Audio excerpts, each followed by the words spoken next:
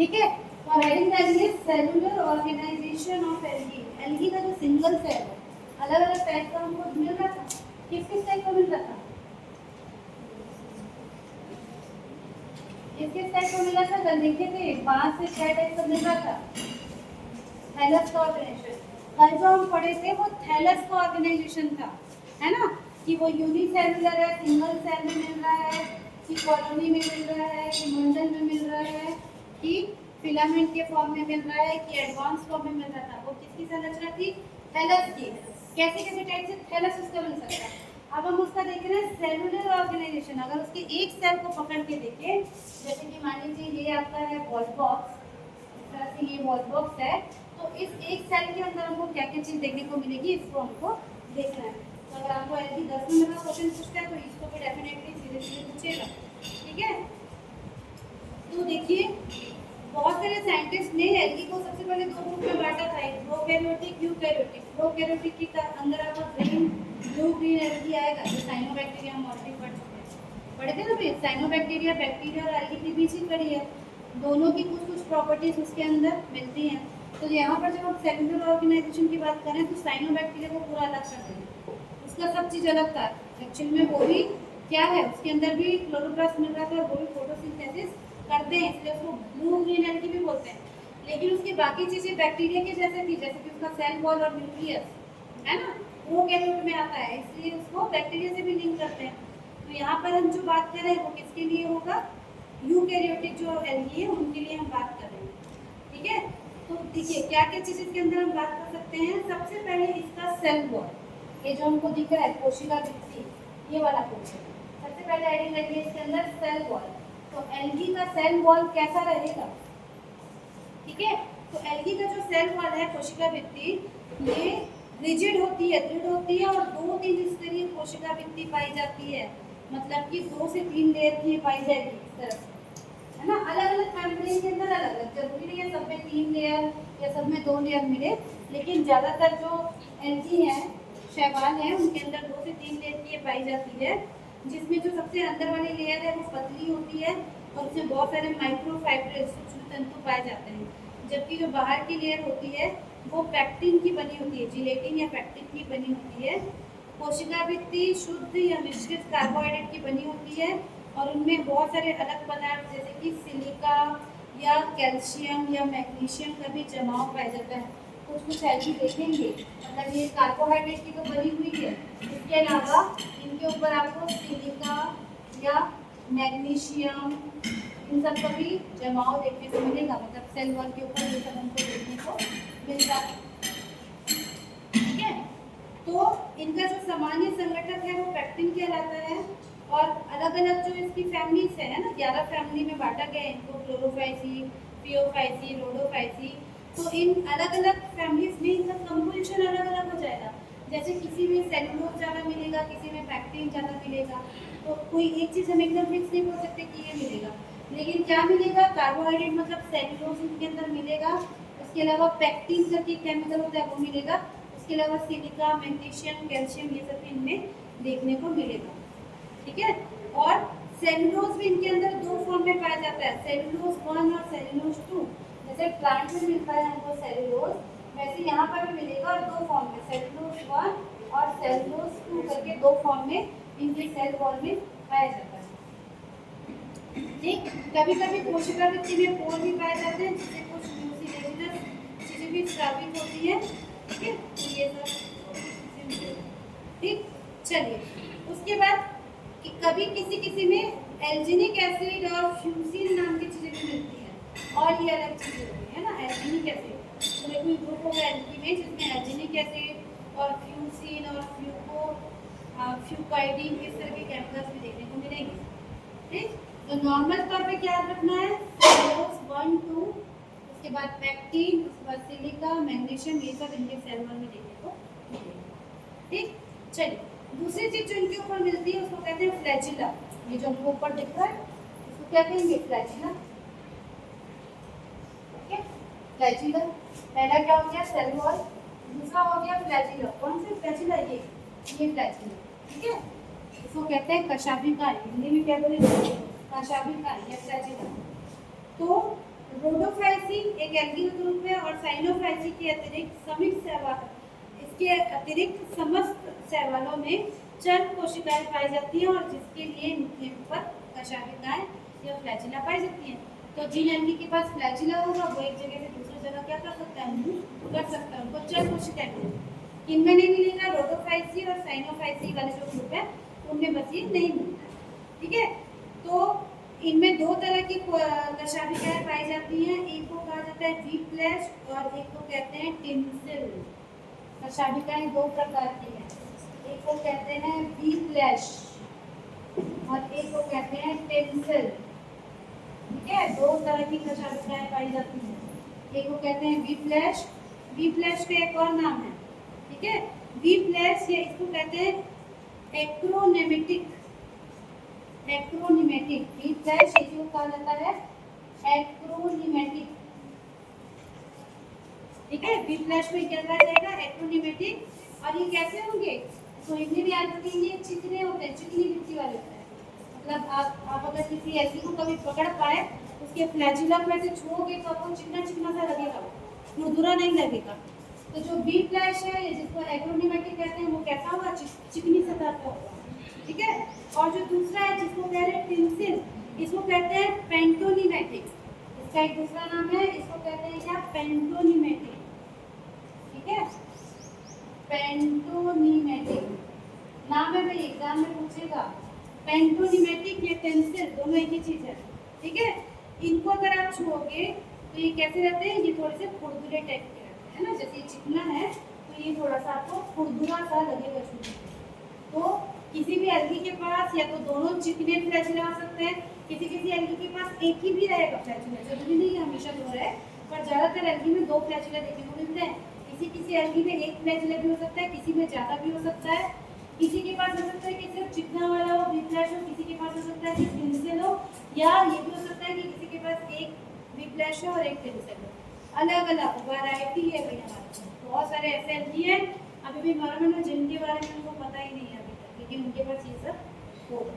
ठीक है, ठीक, तो एक चर्म कोशिका में आमतौर पर फ्लैजिला कभी कभी 1, 3, 4 या उससे अधिक भी पाए जा सकते हैं, बहुत सारे हो सकते हैं।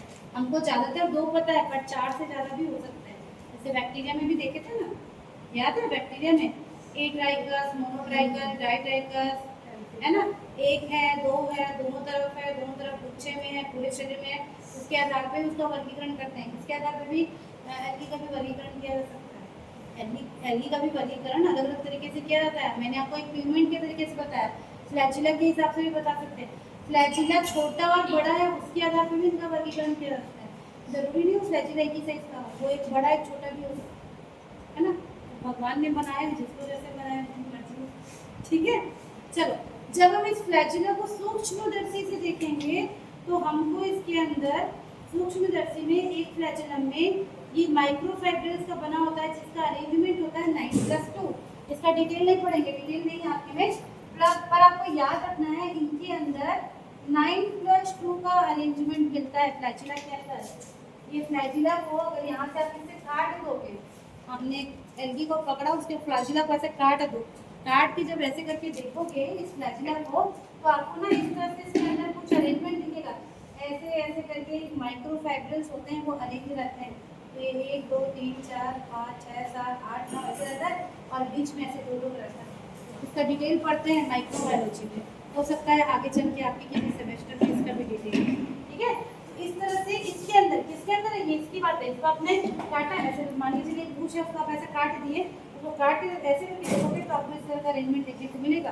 तो इतना डिटेल आपको नहीं याद रखना है, आपको बस याद रखना है कि इनके अंदर 9+2 फाइब्रिल्स दिखाई देते हैं। तो क्या बोलेंगे, 9+2 फाइब्रिल्स, ऐसा अरेंजमेंट हमको देखने को मिलता है 9+2 का। ठीक है, 2 बीच में होते हैं और 9 परिधि मतलब पेरिफेरल होते हैं। ये समस्त 11 फाइब्रिल्स एक उभय झिल्ली कॉमन मेम्ब्रेन द्वारा घिरे रहते हैं। ठीक है, और इनका जो ओरिजिन होता है उसको ब्लिस्टोप्लास्ट कहते हैं। उससे काम का नहीं है, फ्लैजिला के लिए इतना पॉइंट याद रखना। ठीक है, चलिए तीसरी चीज जो आपको इसके अंदर मिलेगी उसको कहते हैं आई स्पॉट। और एक एल्गी के पास एक आई स्पॉट होता है, किस तरह का, ये जो बनाया छोटा सा, इसको कहते हैं आई स्पॉट। ठीक है, आई स्पॉट, क्योंकि आंख नहीं भाई, ऐसे आंख से नहीं देख सकते, एल्गी की आंख नहीं है, पर वो आंख जैसे काम करती है इसलिए उसको कहते हैं आई स्पॉट। ठीक है, हिंदी में इसको कहते हैं दृक बिंदु। क्या कहेंगे? दृक बिंदु। दृक ही तो बोलेंगे, नहीं तो क्या बोलेंगे? ऐसा दृक। ठीक है, दृक बिंदु। ठीक है, तो क्या होता है, सभी चल एक कोशिकीय सिनोवियल रूपों में तथा अनेक शैवालों की प्रजनन कोशिकाओं में, किनमें मिलेगा? ऐसे एल्गी में जो चल है, जो मोटाइल है, मतलब जनरली जिनके पास क्या है, फ्लैजिला है, जो एक कोशिकीय है या जो सिनोवियल है, कॉलोनी के फॉर्म में रहते हैं, या अनेक शैवालों की प्रजनन कोशिकाओं में नारंगी रंग का एक बिंदु उपस्थित होता है। कौन से कलर का होगा ये? ऑरेंज कलर का। ऑरेंज कलर का एक बिंदु जनरली इधर ही सामने तरफ, जिधर उसका हम बोलेंगे पोस्टीरियर, पोस्टीरियर पीछे होता है, एंटीरियर जिधर वो जनरली ऐसे कोना वाला रूप रहेगा उसी तरफ ये प्रेजेंट रहता है। नारंगी रंग का एक बिंदु होता है। यह समानता एंटीरियर सिरे पे, मतलब अग्रस्त भाग पर होगा, ऊपर की तरफ होगा, नीचे की तरफ नहीं होगा, अग्रस्त आगे की तरफ रहता है। और ये लाइट के प्रति संवेदनशील होता है ना, लाइट के प्रति संवेदनशील होता है। एल्गी को लाइट चाहिए, उसको भी तो फोटोसिंथेसिस करना है ना, तो उसको भी लाइट चाहिए। तो जैसे हम अपने आंखों से क्या डिटेक्ट करते हैं, लाइट को ही तो करते हैं ना, आंखों से हम लाइट को ही देख रहे हैं। अगर आप अंधेरे कमरे में और एक तरफ आपको लाइट नजर आएगा तो आप उधर चलोगे ना। तो जैसे हमारे लिए हमारी आंख काम करती है, वैसे ही ये जो ऑरेंज स्पॉट है वो एल्गी के लिए काम करता है, इसलिए इसको क्या बोलते हैं? आई स्पॉट। ठीक है, तो ये इनके अंदर पाया जाता है। ये लाइट के प्रति क्या होता है? संवेदनशील होता है। ठीक, चलिए चौथा चीज जो इनके अंदर हमको मिलेगा वो है न्यूक्लियस। इस तरह से हमको इसके अंदर क्या मिलेगा? न्यूक्लियस। ठीक है, इसके अंदर हमको मिलेगा एक न्यूक्लियस या केंद्रक। तो शैवालों की अधिकांश कोशिका एक केंद्र की, मतलब यूनिन्यूक्लिएट होती है, मतलब एक सेल के अंदर आपको एक न्यूक्लियस मिलेगा। और प्रोकैरियोटिक कोशिकाओं में सुपृष्ठ केंद्रक का अभाव होता है। कुछ शैवालों में मल्टी न्यूक्लियस कोशिकाएं भी पाई जाती हैं। तो ये प्रॉपर न्यूक्लियस है जिसका एक मेम्ब्रेन है, इसको यूकेरियोटिक बोलते हैं। और कुछ एल्गी हैं, कुछ एल्गी हैं, जैसे पहले ये वाला डायग्राम बनाया कि याद है, ऐसे वाला, ऐसे वाला। तो इनमें क्या हो गया है, बीच का जो सेप्टा होता है, पट्टी, ये खुल जाता है, हट जाता है। तो इसके अंदर ऐसा लगेगा कि मल्टी न्यूक्लियस कंडीशन है, मतलब एक ही कोशिका के अंदर बहुत सारे न्यूक्लियस है, ये भी नजर आता है। पर जनरली एक कोशिका के अंदर हमको एक न्यूक्लियस, मतलब क्या बोलेंगे इसको, यूनिन्यूक्लिएट कंडीशन हमको देखने को मिलता है। ठीक है, उसके बाद इनके अंदर हमको मिलेगा क्या? माइटोकॉन्ड्रिया। उसके अंदर नेक्स्ट लिखिए, कौन सा हो जाएगा? चौथा। पांचवें लिखिए माइटोकॉन्ड्रिया। तो साइनोफाइसी के अतिरिक्त शैवालों की समस्त कोशिकाओं में माइटोकॉन्ड्रिया निश्चित रूप से उपस्थित होता है। साइनोफाइसी में नहीं लेगा, साइनोफाइसी एल्गी का वो वाला ग्रुप है जिसके अंदर साइनोबैक्टीरिया आता है। साइनोफाइसी वो ग्रुप है जिसके अंदर साइनोबैक्टीरिया आता है। साइनोबैक्टीरिया के बारे में पहले पढ़े। साइनोबैक्टीरिया एक तरह के बैक्टीरिया है, उनके अंदर माइटोकॉन्ड्रिया वाली चीज कुछ भी नहीं मिलती। तो एल्गी के जो 11 ग्रुप है उनमें से एक ग्रुप है साइनोफाइसी, उसके कैरेक्टर बाकी से पूरे अलग हो जाएंगे। और उसके अलावा बाकी जितने भी एल्गी हैं सबके अंदर हमको क्या देखने को मिलेगा? माइटोकॉन्ड्रिया देखने को मिलेगा। ठीक है, जो कोशिकीय श्वसन मतलब सेलुलर रेस्पिरेशन का कार्यस्थल है, मतलब वो श्वसन करता है। माइटोकॉन्ड्रिया की संख्या तथा आकार शैवालों में भिन्न हो सकती है, और लेकिन अधिकांशतः इनकी संख्या प्रति कोशिका एक से अधिक होती है। अलग अलग टाइप के एल्गी में नंबर अलग अलग मिलेगा, लेकिन एक कोशिका के अंदर एक से ज्यादा माइटोकॉन्ड्रिया हमको देखने को मिलेगा। और उन्हीं के अंदर क्या होता है? रेस्पिरेशन होता है। बैक्टीरिया में रेस्पिरेशन कहाँ पर होता है? मिसोसोम। मिसोसोम क्या है? प्लाज्मा मेम्ब्रेन का इनफोल्डिंग, अंदर की तरफ जो इस तरह से मुड़ा रहता है उसी में, तो उसके पास माइटोकॉन्ड्रिया नहीं है, कहीं से तो कुछ करेगा, लेकिन इनके पास माइटोकॉन्ड्रिया है। ठीक है, उसके बाद अगली चीज जो इनके पास होती है वो है एंडोप्लाज्मिक रेटिकुलम। हिंदी में क्या बोलते हैं? ठीक है, इसमें एंडोप्लाज्मिक रेटिकुलम ही लिखा हुआ है। ठीक है, तो समस्त शैवालों में सिर्फ साइनोफाइसी को छोड़, साइनोफाइसी को ग्रुप है जिसके अंदर साइनोबैक्टीरिया आते हैं, उसके अंदर ये नहीं मिलेगा। उनके अतिरिक्त नलिकाओं का एक तंत्र कोशिका द्रव्य में उपस्थित रहता है, मतलब ये एकदम ज्यादा बड़ा टाइप का नहीं रहेगा, लेकिन ऐसे ट्यूब ट्यूब टाइप का रहेगा। न्यूक्लियस के आसपास रहता है ना, हमने पढ़ा हुआ है, न्यूक्लियस के आसपास रहता है एंडोप्लाज्मिक रेटिकुलम, जिसके ऊपर राइबोसोम बैठा रहता है और जो प्रोटीन बनाता है। ठीक है, तो इनके अंदर भी एंडोप्लाज्मिक रेटिकुलम मिलेगा। ठीक है। और इसके सतह पे राइबोसोम भी उपस्थित हो सकते हैं। इनका कार्य प्रोटीन का और एंजाइम का क्या करना, सिंथेसिस करना है। अगली चीज जो इनके अंदर मिलेगी वो है गोल्जी बॉडी, गोल्जी काय। ठीक है, तो संरचनात्मक दृष्टि से गोल्जी काय कुछ लैमेली अथवा फिस्टर्नी का समूह होता है और प्रत्येक स्टेट डिक्ट्यूजोम कहलाता है। यह 2 से 20 सिस्टर्नी का बना होता है। शैवालों में इसकी निश्चित भूमिका ज्ञात नहीं है। अब इनके अंदर गोल्जी बॉडी में मिलेगा। गोल्जी बॉडी को आप देखोगे तो हमको किस तरह का नजर आता है, नजर आता है ना। पर एल्गी के अंदर वो क्या हेल्प करता है ये अभी तक पता नहीं है, लेकिन प्रेजेंट होता है। ठीक है, तो इतनी चीजें आपको किसमें पढ़ना है, इनके सेलुलर ऑर्गेनाइजेशन के अंदर पढ़ना है। ठीक है, क्लियर है, यहाँ तक क्लियर है? चलिए, उसके बाद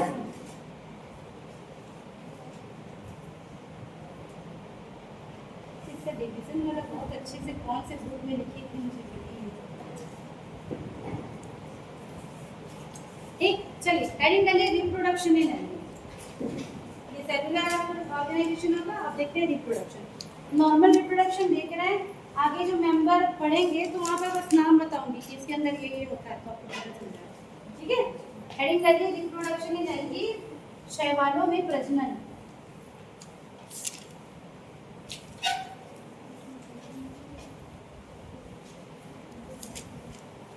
कौन कौन से तरीके से प्रजनन करता है? 3 तरीके। कौन कौन से?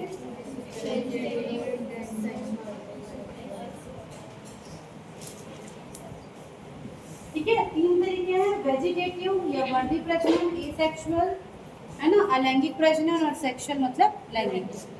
एक एक करके देखो। सबसे पहले ऐड कर ली वेजिटेटिव। वेजिटेटिव या हिंदी में हम इसको बोलेंगे वर्धी प्रजनन। ठीक है, तो इसके अंदर बहुत सारे तरीके होते हैं वर्धी प्रजनन करने के, बहुत सारे तरीके होते हैं। कौन कौन से तरीके होते हैं?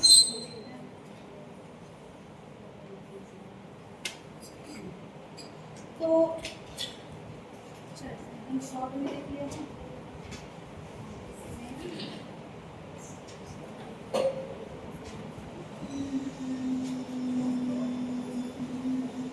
ठीक, तो जो वर्धी प्रजनन है,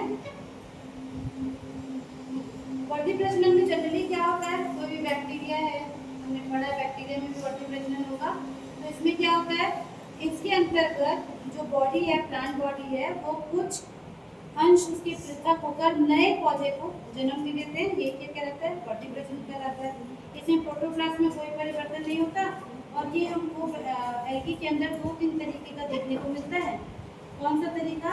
सबसे पहला है जिसको कहेंगे खंडन द्वारा, ये जिसको हम बोलेंगे बाय फ्रेगमेंटेशन। ठीक है, इसके अंदर पहला तरीका है जिसको हम कहेंगे बाय फ्रेगमेंटेशन। फ्रेगमेंटेशन या खंडन मतलब एक जो एल्गी है वो कहीं पर से भी अगर टूट गया, खंडित हो गया, तो जितने भी टुकड़े हो जाएंगे उतने वो जाकर फिर से नया पूरा का पूरा प्लांट स्ट्रक्चर या प्लांट बॉडी बना लेते हैं, है ना। तो यदि कोई शैवाल का कोई तंतु है ना, ज़्यादातर किसमें मिलेगा हमको, फिलामेंट वाले में। इस तरह से मान लीजिए ये एक एल्गी है ना, उडोगोनियम आपको ऐसे ही नजर आता है, उडोगोनियम देखेंगे हम लोग। तो ये अलग अलग इस तरह से तंतु का बना हुआ रहता है, बीच में रिप्रोडक्टिव वाले साथ। मान लीजिए किसी वजह से कुछ में ठोकर लग गया, कुछ भी लग के ये इस तरह से ऐसे 3 टुकड़ों में ऐसे टूट गया, तो इसके 1 2 3 4 टुकड़े हो गए। तो ये चारों टुकड़े हैं वो अलग अलग जाके फिर क्या करेंगे, पूरा का पूरा नया एल्गी बना देंगे। इसी को क्या कहते हैं, फ्रेगमेंटेशन या खंडन। ठीक है, तो अगर ये खंडों, छोटे खंडों में टूट जाए तो प्रत्येक खंड एक नए पौधे के रूप में विकसित हो सकता है। खंडों में टूटने की यह क्रिया तंतु के कमजोर होने अथवा किसी दुर्घटना के कारण हो सकती है और इस प्रकार का प्रजनन क्लोरोफाइसी, ज़ेंथोफाइसी या फिलोफाइसी, इस तरह की जो फैमिलीज है उनके अंदर देखने को मिलती है। ठीक, सेकंड जो तरीका है इसमें वो दिया हुआ है बाय हॉर्मोन्स। बाय हॉर्मोन्स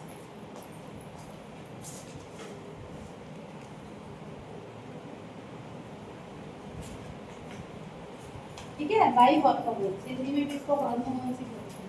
तो ये क्या होता है, देखिए हॉर्मोन्स विशिष्ट संरचनाएं हैं जो प्रतिकूल परिस्थिति में बनते हैं। सब कुछ अच्छा चलते रहेगा तो नहीं चलता ना। प्रतिकूल परिस्थिति में मतलब कि अनफेवरेबल कंडीशन में जो तंतुल मिक्सोफाइसी हैं, है ना, मतलब फिलामेंट वाले, फिर से किन के लिए बता रहे हैं इसको, फिलामेंट के लिए। फिलामेंट वाले जो एल्गी हैं उनके ट्राइकोम छोटे छोटे खंडों में टूट जाते हैं और अनुकूल परिस्थितियों में प्रत्येक हार्मोन कोशिका विभाजन द्वारा नया ट्राइकोम बना देता है। तो जैसे परिस्थिति ठीक नहीं चल रही है, तो कैसे परिस्थिति ठीक नहीं चल रही है मतलब क्या है? अनुकूल परिस्थिति अगर मैं बार बार बोल रही हूँ उसका क्या मतलब, सॉरी प्रतिकूल, प्रतिकूल बोल रही है ना, प्रतिकूल परिस्थिति अगर मैं बोल रही हूँ तो उसका क्या मतलब है?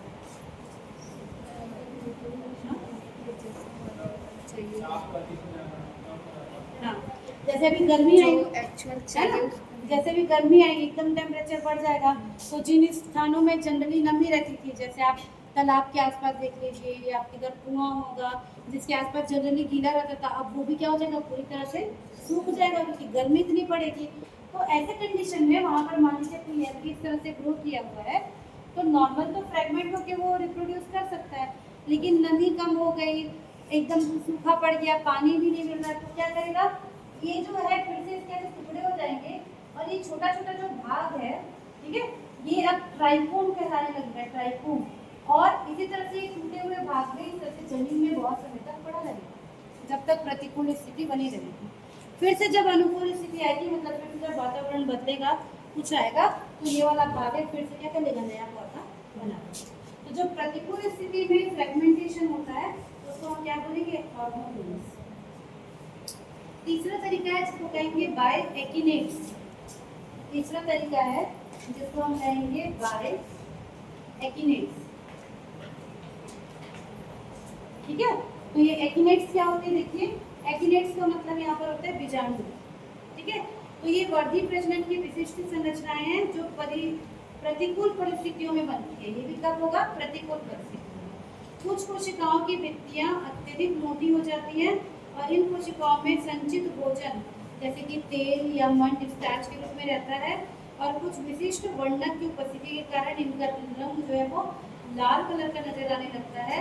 और मोटी भित्ति वाली ये अचल संरचनाएं एकिनेट्स कहलाती हैं।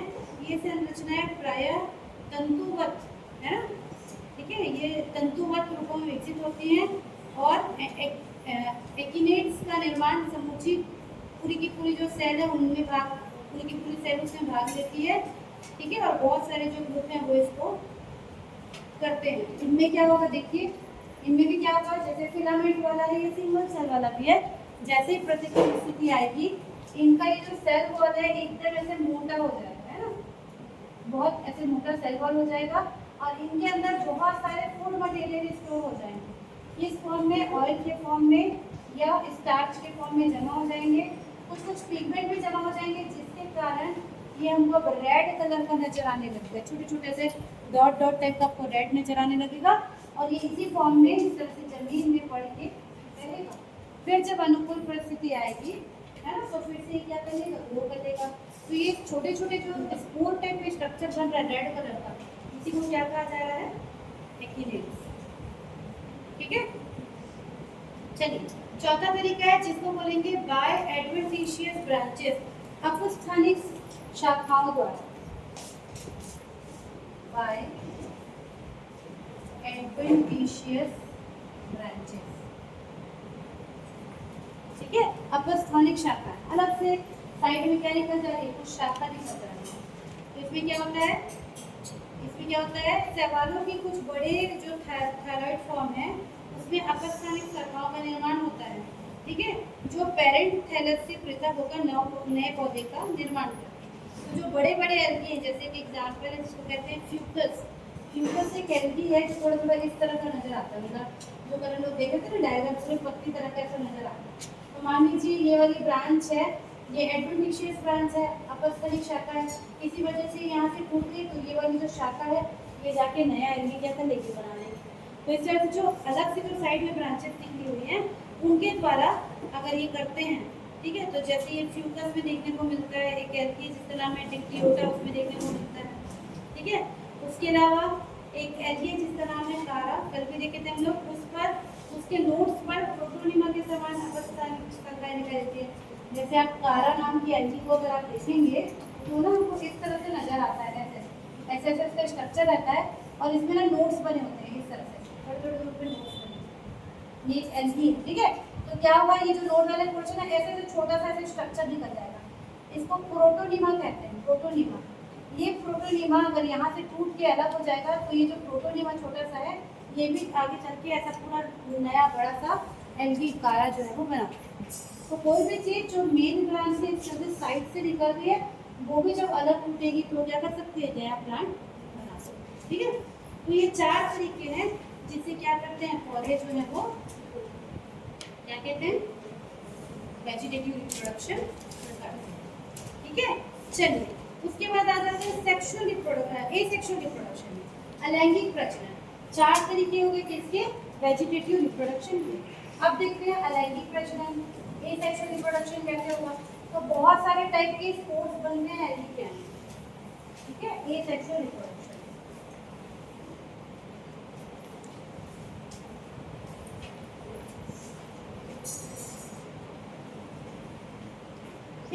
तो एसेक्सुअल मतलब यहाँ पर क्या होगा, स्पोर बनेंगे। वेजिटेटिव में कुछ भी स्पोर वगैरह नहीं बन रहा था, सीधा उसका टुकड़ा हो रहा था, पूरा एल्गी बना रहा था। जो अलैंगिक प्रजनन होते हैं, एसेक्सुअल रिप्रोडक्शन, उसमें बहुत सारे स्पोर बनते हैं। यह स्पोर अंकुरन करके नए पौधे को जन्म देते हैं, ठीक है।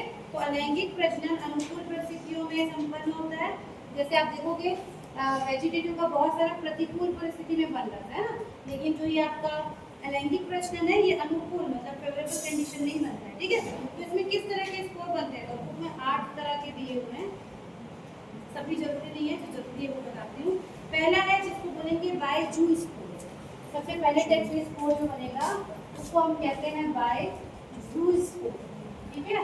तो जू स्पोर क्या होता है, देखिए इसको बोल रहे हैं जू स्पोर, इसलिए इसको जू स्पोर बोल रहे हैं क्योंकि इनका निर्माण अनुकूल परिस्थितियों में होता है। और ये एक कोशिकीय शैवाल जैसे कि क्लोमाइडोमोनास में जनक कोशिका के अंदर वस्तु के विभाजन के फलस्वरूप जू स्पोर होते हैं, ठीक है। और जब ये जनक कोशिका बढ़ जाती है तो जू स्पोर बाहर निकल जाते हैं और नई कोशिकाओं का निर्माण करते हैं। कुछ तंतुमय शैवाल जैसे कि यूरोथ्रिक्स है, क्लेडोफोरा है, ओडोकोनियम है, वाउचीरिया है, इनमें जू स्पोर का निर्माण जू स्पोरेंजियम के अंदर होता है, ठीक है। और कुछ में पूरा का पूरा जो सेल है वो जू स्पोर की तरह एक्ट करता है। तो कैसे होगा, जैसे मान लीजिए क्रोमाइडोमोनास है, सिंगल सेल है, इसको अगर एसेक्सुअल रिप्रोडक्शन करना है तो इसके अंदर कुछ इस तरह से स्ट्रक्चर बनेगा और ऐसे छोटा सा एक स्पोर टाइप का बनेगा। उसके पास भी क्या होगा, फ्लैजिला होगा। तो जिसके पास फ्लैजिला है जो मूव कर सकता है इसलिए उसको क्या नाम दिया गया है, जू स्पोर। जू वर्ड यहाँ पे ये बता रहा है कि वो क्या कर सकता है, मूव कर सकता है, उसके पास फ्लैजिला है। तो जो सिंगल सेल वाले एल्गी उनके अंदर भी ऐसा बनता है। मान लीजिए कोई ऐसे फिलामेंट वाले एल्गी हैं जैसे कि ओडोकोनियम हो गया या यूरोथ्रिक्स हो गया, तो उनके अंदर क्या होगा, एक अलग टाइप का इस तरह का सेल का स्ट्रक्चर बनेगा, ठीक है, जिसको कहेंगे जू स्पोरेंजियोफोर, है ना। और ये जू स्पोरेंजियोफोर है, उसके अंदर यहाँ पर क्या बनेंगे, बहुत सारे इस तरह के क्या बनेंगे, जू स्पोर बनेंगे, ठीक है। तो सिंगल सेल के अंदर भी बन सकता है, फिलामेंट वाले एल्गी के अंदर भी जू स्पोर क्या होते हैं, बन जाते हैं, ठीक है। तो ये जू स्पोरेंजियम के अंदर बनते हैं, ठीक है। और ये जो जू स्पोर है ये क्वाड्रिफ्लैजिलेट भी हो सकते हैं, बाइफ्लैजिलेट भी हो सकते हैं, इसके अलावा मल्टीफ्लैजिलेट भी हो सकते हैं, ठीक है। तो जैसे ओडोकोनियम आपको पढ़ना है उसके अंदर मल्टीफ्लैजिलेट जू स्पोर बनेंगे। ये जो जू स्पोर बन रहा है, ये जो जू स्पोर बन रहा है ये डाइफ्लैजिलेट भी हो सकता है, क्वाड्रिफ्लैजिलेट भी हो सकता है और मल्टीफ्लैजिलेट भी हो सकता है। 2 फ्लैजिला वाला भी हो सकता है, 4 वाला भी हो सकता है और बहुत सारे फ्लैजिला वाला भी हो सकता है। अलग अलग जगह पे अलग अलग वैरायटी हमको देखने को मिलेगी। जिस भी एल्गी को डिटेल में पढ़ना है उसके जूस को याद रखना पड़ेगा कि उसके अंदर कितने फ्लैजिला वाला मिल रहा है। जैसे यहाँ पर दिया है कि ओडोकोनियम और वाउचेरिया में मल्टीफ्लैजिलेट जूस को पाया जाता है, ठीक है, ठीक है, समझ गए, ठीक। चलिए सेकेंड है जिसको कहते हैं बाय ए प्लेनोस्पोर। सेकेंड बाय ए प्लेनोस्पोर, ठीक है। ए प्लेनोस्पोर क्या चीज है, देखिए कुछ शैवाल जैसे कि यूरोथ्रिक्स हो गया, माइक्रोस्पोरा हो गया, क्लोरोकोकस हो गया, उनमें प्रतिकूल परिस्थिति में जू स्पोर के स्थान पर फ्लैजिला रहित मोटी भित्ति वाले ए प्लेनोस्पोर बनते हैं जो अनुकूल परिस्थितियों में बाहर निकलकर अंकुरण करके नए पौधे को जन्म देते हैं। तो जैसे जू स्पोर आपका फेवरेबल कंडीशन में बन रहा था, एक प्लेन स्पोर कब बनेगा? अनफेवरेबल कंडीशन में। कैसे होगा? जैसे मान लीजिए ये यूरोथेक्स है, इसके अंदर यहाँ पर बनना है, तो एक प्लेन स्पोर कैसे होंगे? इस तरह से गोल गोल स्ट्रक्चर होंगे और मोटी भित्ति वाले। ये देखो पतली भित्ति वाले हैं, नॉर्मल कंडीशन में निकल रहा है, इसलिए इसकी भित्ति ज़्यादा मोटी नहीं है, उसको तुरंत जाके नया एल्गी बनाना है। लेकिन एक प्लेन स्पोर कैसे होगा? मोटी भित्ति वाला होगा और बिना फ्लैजिला के होगा। एकदम सिंपल याद रखो। ऐसे ऐसे स्पोर जिसके पास फ्लैजिला है उसको बोल दिए जू स्पोर, और ऐसे स्पोर जिसके पास फ्लैजिला नहीं है उसको बोल दिए ए प्लेन स्पोर। है एक ही चीज, दोनों क्या है? स्पोर है। एक फेवरेबल कंडीशन में बन रहा है और एक अनफेवरेबल कंडीशन में बन रहा है। ठीक ठीक। उसके बाद एक और स्पोर है जिसको कहते हैं हिप्नोस्पोर। तीसरा हिप्नोस्पोर।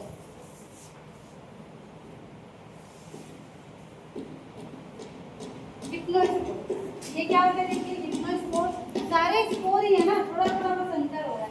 हिप्नोस्पोर क्या होते हैं? तो एक एल्गी है जिसका नाम है पेडिएस्ट्रम। पेडिएस्ट्रम नाम का जो एल्गी है उसमें जब ए प्लेन स्पोर अपने चारों ओर मोटी भित्ति बना लेते हैं तब उसको कह देते हैं हिप्नोस्पोर। ठीक है। और अनुकूल परिस्थितियों में इसका क्या होता है? अंकुरण होता है। तो हिप्नोस्पोर भी एक तरह की क्या है? ए प्लेन स्पोर है।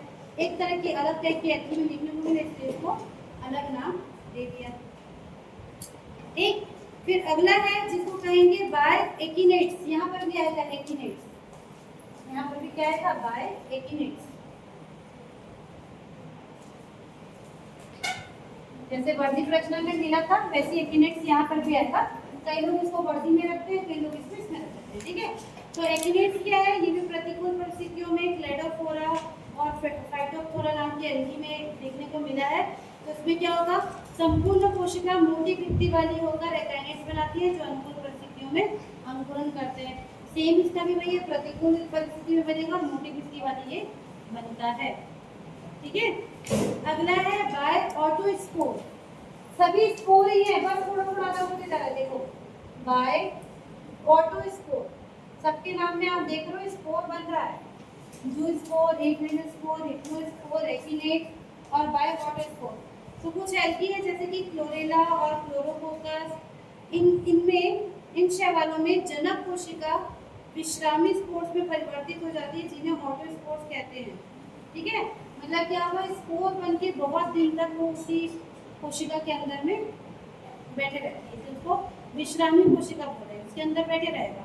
फिर उनको ऑटोस्पोर कहते हैं और ये भी मोटी भित्ति वाले होते हैं। मातृ कोशिका के फट जाने पर ये क्या होते हैं? बाहर निकलते हैं। जैसे मान लीजिए ये एल्गी है, इसके अंदर ये स्पोर बना हुआ है, मोटी कोशिका वाला होगा, इसके अंदर बहुत दिन तक रखा हुआ है।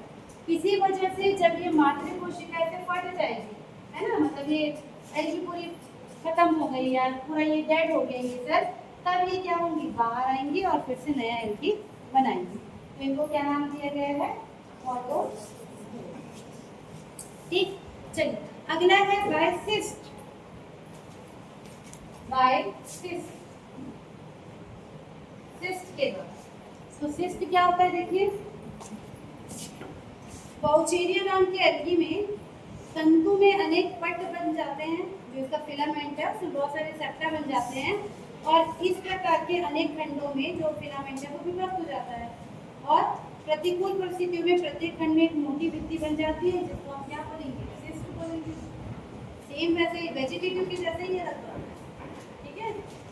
एक और तरीका है जिसको कहते हैं एंडोस्पोर। लिखो, अगला लिखो बाय एंडोस्पोर। यहाँ पर भी स्पोर बनेगा। ठीक है। इसमें देखने को मिला है पॉलीसिफोनिया।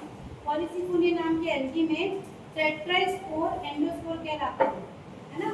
तो ये स्पोरेंजिया से बाहर निकलकर अंकुरण करके नया पौधा बनाते हैं। ठीक है। Bye endospore.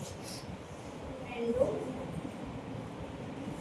सभी में स्पोर बन रहा है। मेन जो दो है वो है आपके जू स्पोर और ए प्लेन स्पोर। जू स्पोर ऐसे स्पोर जिनके ऊपर फ्लैजिला मिलेगा, ए प्लेन स्पोर ऐसे स्पोर जिनके ऊपर फ्लैजिला नहीं मिलेगा। बाकी ये जो सब है ये सभी स्पोर है, अलग अलग फंजाई अलग अलग एल्गी में इसको रिपोर्ट किया गया इसलिए अलग अलग नाम दे दिया गया। बाकी सब क्या है? स्पोर ही है।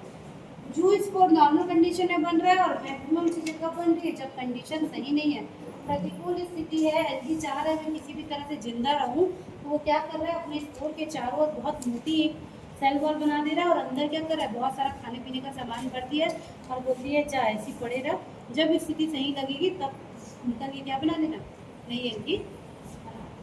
ठीक है, तो इन काम को बेसिक रिप्रोडक्शन के अंदर पढ़ना। चलिए एडिंग जल्दी सेक्सुअल रिप्रोडक्शन। सेक्सुअल रिप्रोडक्शन 3 तरह का बस होता है सेक्सुअल रिप्रोडक्शन। तो जो इम्पोर्टेंट है ना, आगे जो आप एलगी का डिटेल पढ़ोगे उसमें ज़्यादातर हमको सेक्सुअल रिप्रोडक्शन को ही पढ़ना है कि कौन से एलगी में कौन से टाइप का सेक्सुअल रिप्रोडक्शन देखने को मिलता है। ठीक है, तो सेक्सुअल रिप्रोडक्शन 3 तरह का होता है। सेक्सुअल मतलब लैंगिक प्रजनन। तो कौन कौन से 3 तरह का होता है देखते हैं, चलिए। तो शैवालों में लैंगिक प्रजनन 3 प्रकार का होता है, आइसोगेमस, एनाइसोगेमस और टूगेमस। सबसे पहला होता है जिसको कहते हैं आइसोगेमस, ये भी बहुत इजी है, आइसोगेमस। ठीक, आइसोगेमस नाम से पता चल रहा है, यहाँ पर क्या हुआ देखिए, आइसोगेमस मतलब इस प्रकार का लैंगिक प्रजनन क्लोमाइडोमोनास, यूरोथ्रिक्स और क्लेडोफोरा इन 3 तरह के एल्गी में देखने को मिला है। तो इसमें क्या होगा, इस लैंगिक प्रजनन में भाग लेने वाले गैमेट्स का आकार समान होता है किंतु इनकी कार्यकी भिन्न होती है। अर्थात एक गैमेट धन स्ट्रेन वाला और दूसरा मतलब उसको मादा बोलते हैं फीमेल, और दूसरा ऋण स्ट्रेन मतलब उसको बोलते हैं मेल। ठीक है, देखो 3 चीज है, एक साथ बताते हुए समझ जाएगा। एक को कर रहे हैं आइसोगेमस, एक को बोल रहे हैं एनाइसोगेमस। एक हुआ आइसोगेमस, दूसरे को बोल रहे हैं एनाइसोगेमस। ठीक है, और तीसरे को बोल रहे हैं ओगेमस। ठीक, सेक्सुअल रिप्रोडक्शन जब भी होगा यहाँ पर बनेंगे गैमेट्स। क्या बनेंगे, गैमेट्स। ठीक है, जैसे हम में होता है ना भाई, ह्यूमन में या एनिमल्स में देखो क्या गैमेट्स बनते हैं। फीमेल बॉडी में फीमेल गैमेट बनता है जिसको एग कहते हैं, मेल गैमेट में मेल गैमेट बनता है जिसको स्पर्म कहते हैं। दोनों का फ्यूजन होता है तो फर्टिलाइजेशन होता है, तभी हम उसको सेक्सुअल रिप्रोडक्शन कहते हैं। तो यहाँ पर भी जब एलगी का सेक्सुअल रिप्रोडक्शन होगा तो यहाँ पर बनेंगे गैमेट। आइसोगेमस, आइसो मतलब सेम, जब जो 2 गैमेट फ्यूज करने वाले हैं उनका साइज जब सेम होता है तो इसको कहते हैं आइसोगेमस। दोनों का साइज क्या है, साइज दोनों का सेम है लेकिन इनकी फिजियोलॉजी डिफरेंट होगी, तभी ये आपस में एक दूसरे के साथ फ्यूज कर रहे हैं। ठीक है, तो फिजियोलॉजी या इसको बोलेंगे कार्यकी डिफरेंट होगी। तो इसमें से एक को हम बोल देते हैं प्लस स्ट्रेन, एक को बोल देते हैं माइनस स्ट्रेन। प्लस स्ट्रेन को हम बोल देते हैं फीमेल और माइनस स्ट्रेन को हम बोल देते हैं मेल। ठीक है, तो क्या बोल रहे हैं हम, दोनों गैमेट का साइज सेम है लेकिन दोनों के अंदर की जो चीज़ें हैं वो थोड़ी अलग हैं, उनकी फिजियोलॉजी अलग है, दोनों की कार्यकी अलग है। ठीक है, दोनों सेम साइज के बनाना भी बड़ा सा बड़ा। ठीक है, एक ही साइज। तो isogamous, iso same size, anisogamous just उसका उल्टा, एक बड़ा गैमेट और दूसरा छोटा है, दिखने में भी अलग। यहाँ पर साइज जो था सेम था, यहाँ पे क्या है, साइज भी क्या होता है डिफरेंट, और फिजियोलॉजी का डिफरेंट होगी, तभी तो दोनों के बीच में सेक्सुअल रिप्रोडक्शन हो रहा है। तो जो बड़ा है इसको कहते हैं प्लस, छोटे को माइनस। बड़ा है वो कहलाता है फीमेल गैमेट, छोटा वाला क्या कहलाता है, मेल गैमेट।